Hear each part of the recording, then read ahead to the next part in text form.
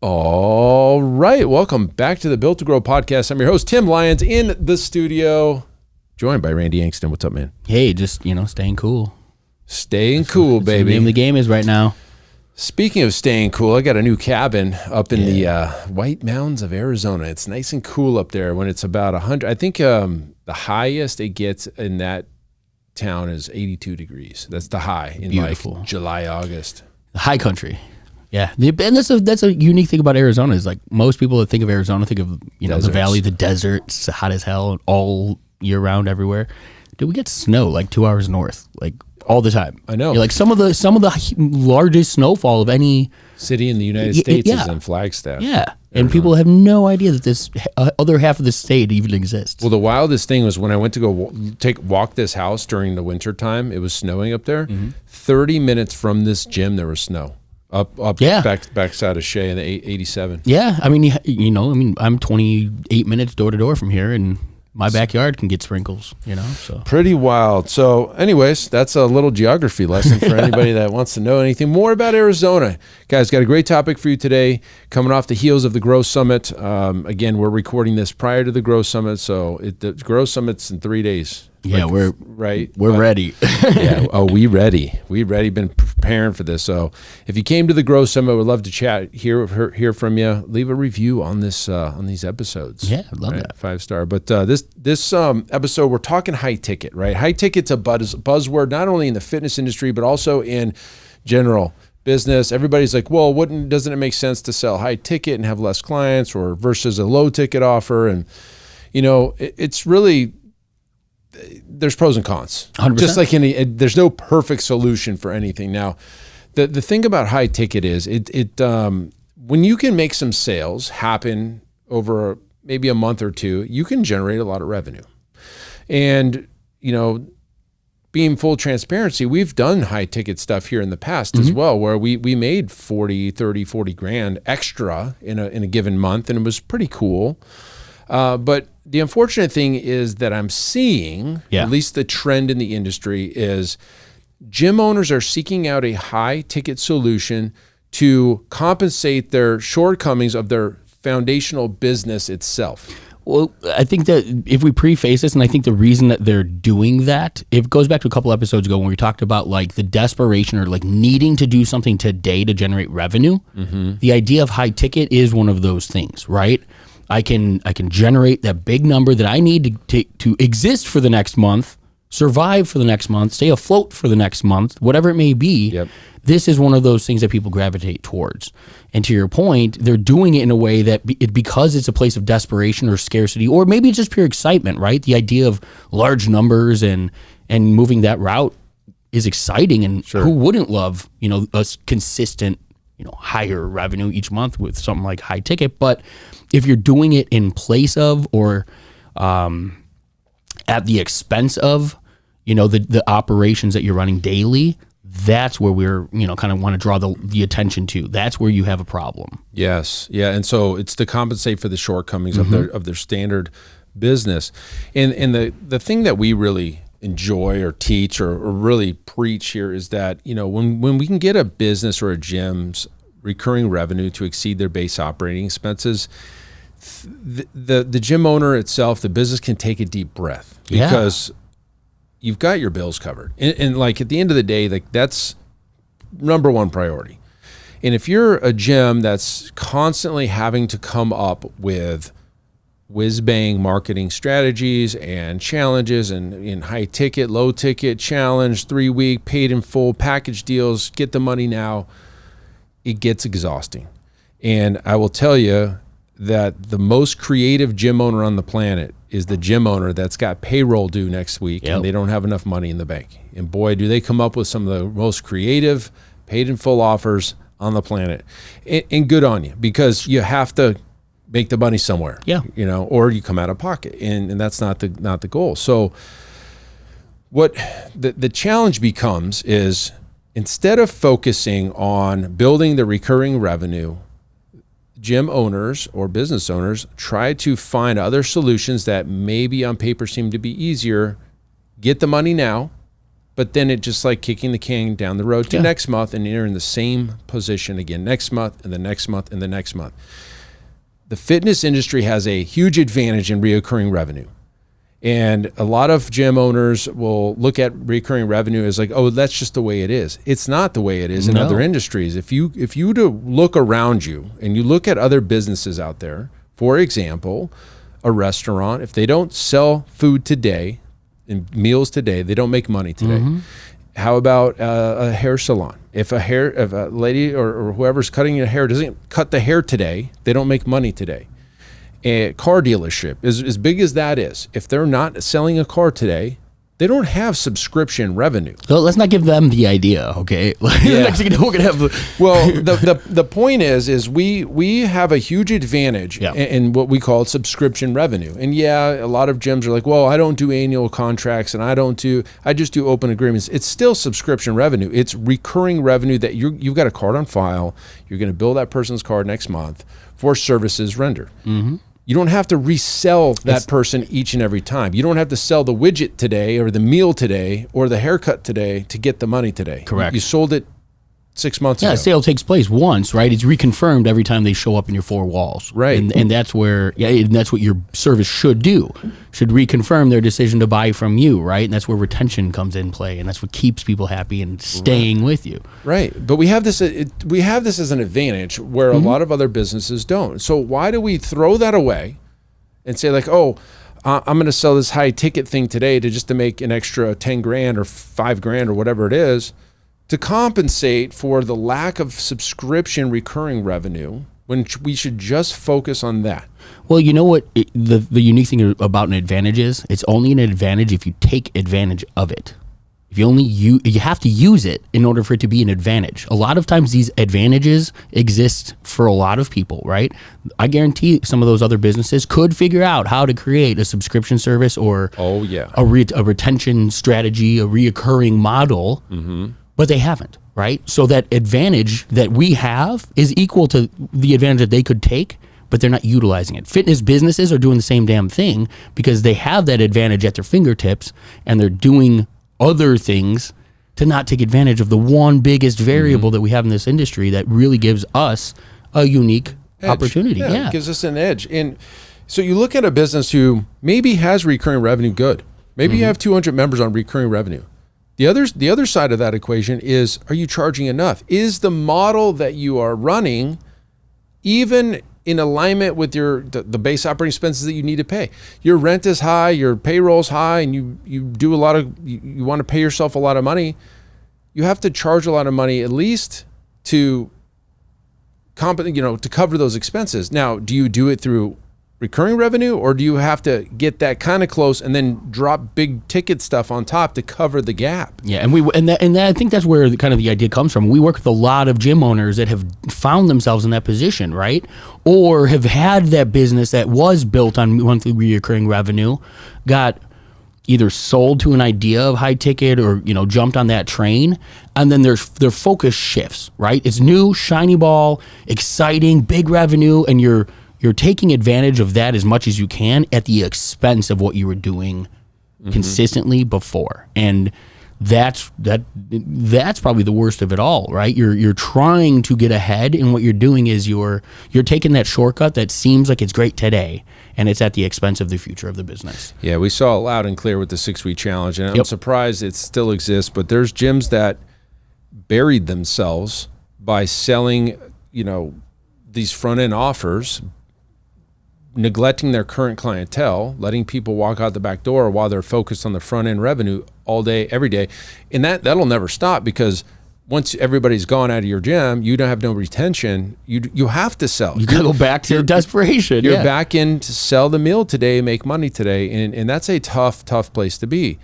And I'm saying it on stage. It's all over my presentations. When monthly recurring revenue exceeds your base operating expenses, your life changes. It just does. You should celebrate that, right? The other thing is, do you know what your base operating expenses are? That's actually an easy number to figure out. You just go look at the last 12 months of expenses divided by 12, and there you go. That's what you got to overcome. That's what it costs to run your operation every month. And I mean, to Tim's example, it's an average. That's where we start with these things. That's where that's where your numbers come from. You have to understand the averages are really what you track in this business. And I'm saying that because to the same point, we hear people talking all the time, oh, I had $100,000 month. Well, how did you get that $100,000? Oh, I sold, 8 high-end, high-ticket offers above my normal base operating expense. That's a hell of a great month. Take that all day long. Is it sustainable? Can you do that again this month? Is that the business that you're running, or is that a shot in the dark that worked one time? You've somewhat sabotaged some of those relationships because of how a lot of them are facilitating some of these offers. And then here we are 1 month later in the exact same boat, if not worse, because we have to go figure it all out again. Yeah. And that's the issue. Is it's not being done in a systemized, strategic, layered approach, perhaps, right? It's just all or nothing, shock and awe. What can we grab today? Yeah.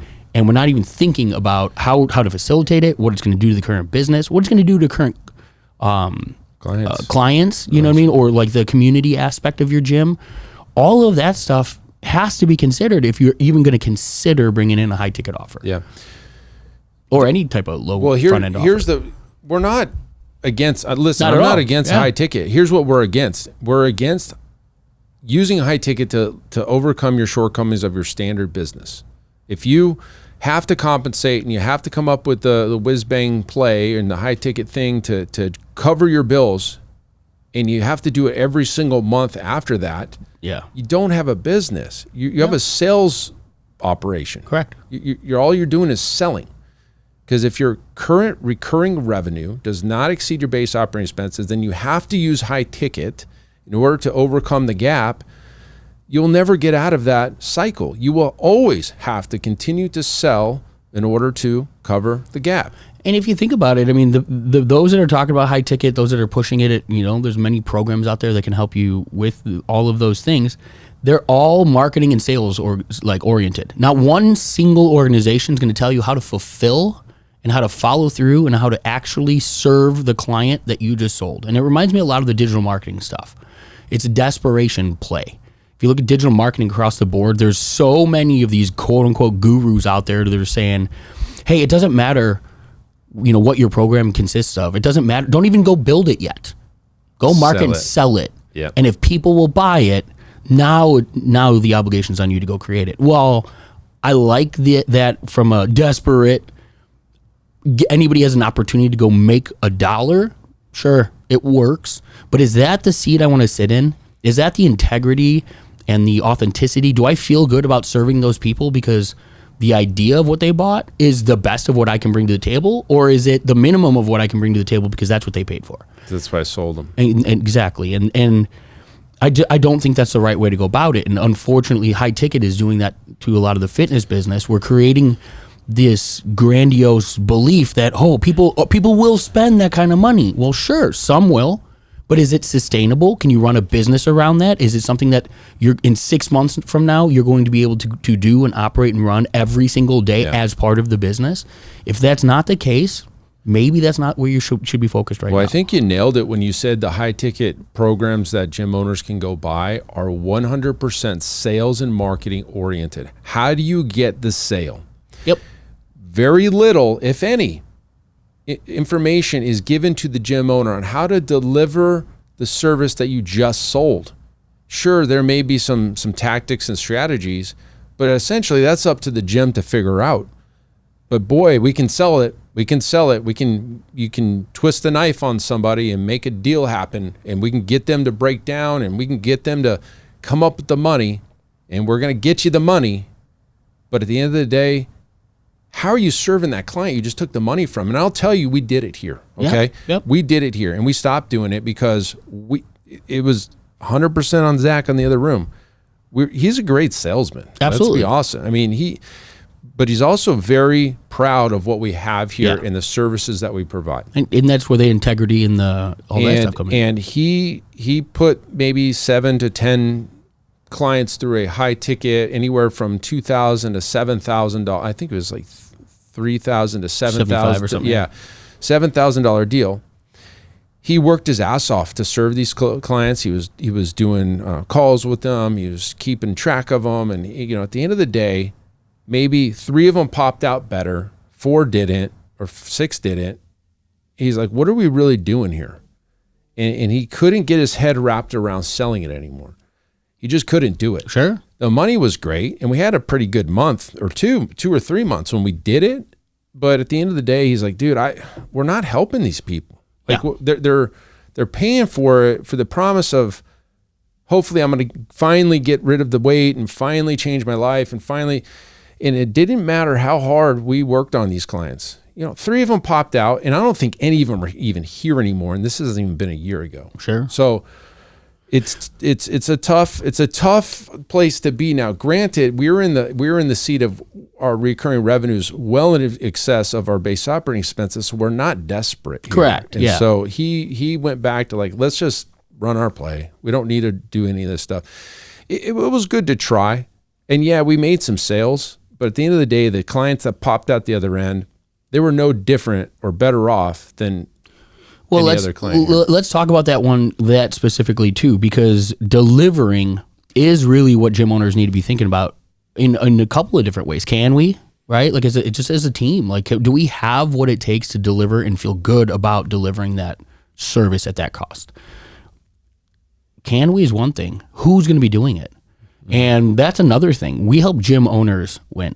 Every gym owner that we talk to wants more, 99% of them want less work on their plate, right? They want to be in the day-to-day operations less, which means that if they're going to bring in a high-ticket system or high-ticket program, they shouldn't be considering their own fulfillment on that program whatsoever. This is where the who, not a how thing, right? This is a who issue in your business. Can I bring this into my business? Can we facilitate it? Sure. Can we sell it? Sure. Like all of our typical, like anything else you bring into your business. Does this have legs? Absolutely. Well, if you can answer all of those questions, and the only answer for who in the organization is going to be fulfilling these clients, who's going to be meeting with the added accountability, who's going to be doing their custom nutrition program, who's going to be delivering their custom one-on-one style, workout program. Does all of that fit into the system that your business is running today? If the answer is no, it's not the right choice for your business. If you have to break your business in order to facilitate this new program, whiz bang program, it's not right. If it falls on you as the owner to facilitate this, it's probably not right. Is the juice worth the squeeze? Is very, very relevant when it comes to the things that you can bring into this business. Had a conversation about just other thing, right? There's a lot of ancillary options to bring into the fitness business. I'm telling you guys, the one biggest variable that I think stands out more than anything else, other than your ability to fulfill it as a business as a whole, is, are you the owner, the one that's responsible for fulfillment? Yeah, it can't be the owner, guys. If you ever want to get out of your business, you can't bring something in that like, oh, well, the coaches are too busy training and doing the thing, so I'll handle it.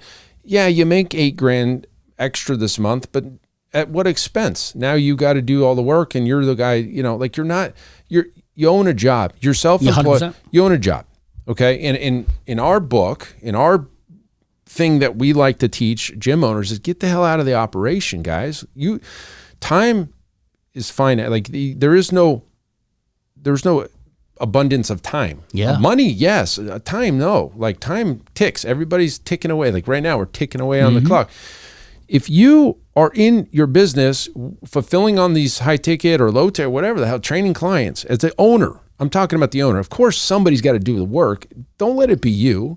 But if it ends up being you, guess what? You can't do other things. Correct. And you're not driving the ship. You're pumping coal into the engines or whatever. That's not the position that you as a business owner should be in. No. And unfortunately, I don't think I can think of a single example of somebody who I know that has brought in a high ticket layer into their business that didn't have to fulfill it themselves as the owner or have massive contribution to that happening. Well, me.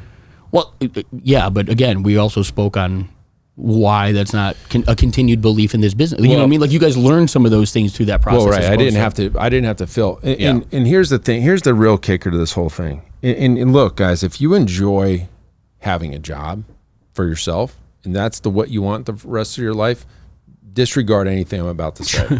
Disregard it. It's not relevant. Sure. There's a gym here in town. Great guys, two team partner. They're far away from me. We've been in some groups together and some business B&I stuff early on, and I've followed these guys. And actually, I have a couple friends that train at their gym down in. It's 45 minutes from here. I invited him to the Growth Summit. Him and his partner. Now the one partner's out of town, so he can't come. But the other partner just told me on the way in, it's like, dude, I would love to make it, but I have to train clients on Friday and Saturday, so I'm not going to be able to make it. And this guy opened up a year before me. They just opened up a new gym. On paper, everything looks amazing. Like the gym looks great. Like it's packed. I know they're making money. But why is the gym owner having to train clients and he can't go to a seminar or a summit? To something that's specifically designed to grow the business? It didn't make any sense to me unless you enjoy, like that's what you want for the rest of your life. I mean, I'm getting older. I just had a birthday. I'm 44 or whatever.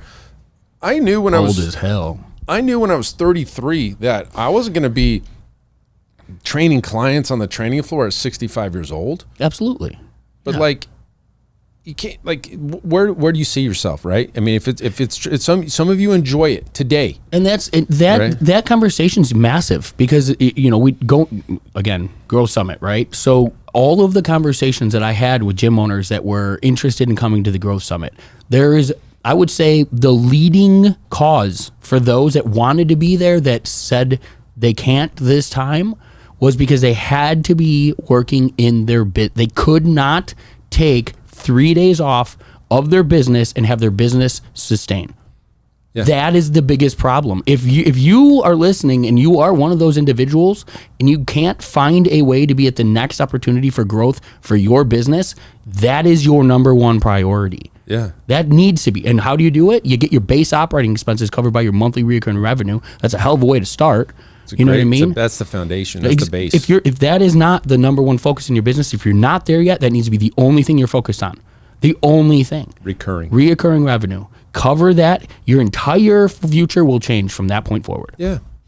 And then you start backfilling yourself and finding, the who's. Yep. And then you find yourself, okay, I can make it to a Growth Summit, or I can make it to this thing, or I can go watch my kid's soccer game, or I can go on vacation for 9 days, in the mountains or whatever that is for you. Yeah.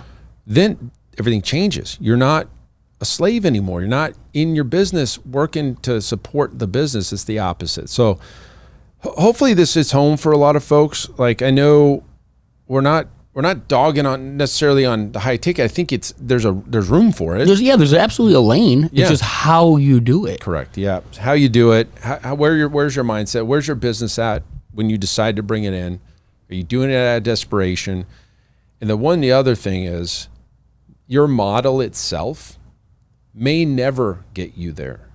Your model may never get you to a place to where you can actually ever leave or have enough clients that you don't have to replace in the dozens or 20s or 30s or 50s every single month to maintain. Your business model may be broken to begin with. And that's why we really believe in semi-private training. Yeah. I mean, it's literally the only way.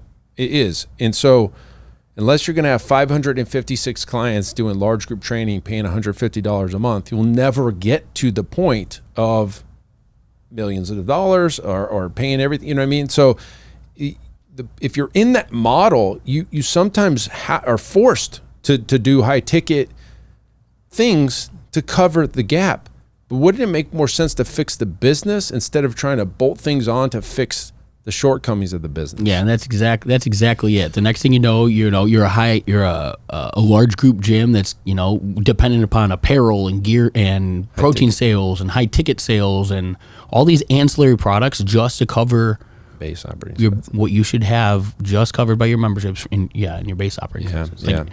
Get the business in order first, right? Yeah. Just get your house in order type stuff. Like the model matters, the pricing, the consistency of delivering your membership. What is your one standard staple avatar membership? This is where most of my clients are. If that isn't the lifeblood and the 80% in your business, guys, everything else goes out the window. Get this stuff in order first. then the rest becomes, I mean, it's choices to grow at that point. It's not desperation and necessity. It's I have the luxury of making the decision on going and bringing in additional opportunity as opposed to desperate attempts at just getting by. Yeah. Man, it blows our minds that. Well, it's clear to us when you're in the weeds, it's not so clear. Sure. So hopefully by listening to this, coming to the Grow Summit, chatting with us, getting on a call, link in show notes, we'd be able to help you out. We can change the trajectory of your life, of your business, and everything in between. So hopefully that helps. That's it for this episode. On to the next one. See you on the next show. Bye. All right. And thank you for listening to that episode of the Built to Grow podcast, where we help gym owners win. Now, do you want to connect with me and other gym owners online? All you need to do is join our private Facebook group, Business Talk with Fitness Professionals. Just head on over to Facebook and type in Business Talk with Fitness Professionals. And when you do, we're going to give you our 10 marketing strategies 7-figure gym owners use to win. I look forward to seeing you in the next episode. Until then, keep building something great.